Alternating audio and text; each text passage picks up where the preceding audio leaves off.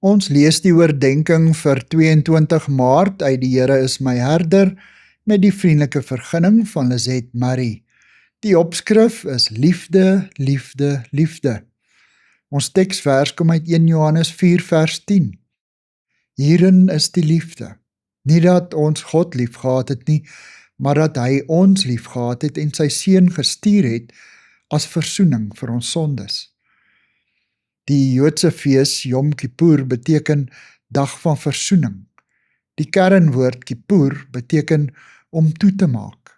En die Engelse woord reconciliation is afgelei uit Latyn, wat beteken om weer by iemand te gaan sit.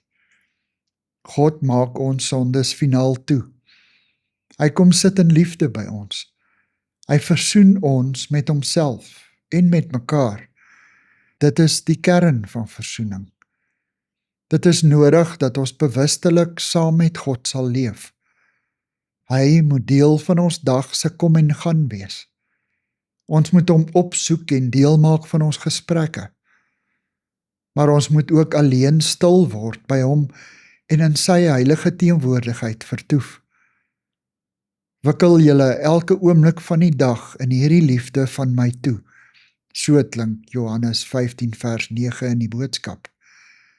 Wanneer ons onsself in Christus se liefde toewikkel, is dit makliker om versoenend te lewe. In sy teenwoordigheid word vergifnis makliker. Dan begin ons ook beter verstaan dat hy met elke persoon 'n eie pad van heelmaking loop. Wanneer ons begryp dat ons reisgenote op hierdie pad is, sal ons ophou om mekaar te probeer regryk of om die wêreld te verander soos ons wil hê dit moet wees. Deur ander te aanvaar, maak ons in hulle die moontlikhede los om te kan groei en verander. Dit is hoe liefde en versoening lyk. Here Jesus, help my om versoenend te lewe. Amen. Dankie vir die saamkuier. Ek deel Lizet se kontakbesonderhede in die inligtingsparagraaf van die kanaal. Daar is ook skakels na voorlesings van Lizet se ander publikasies wat hier beskikbaar is.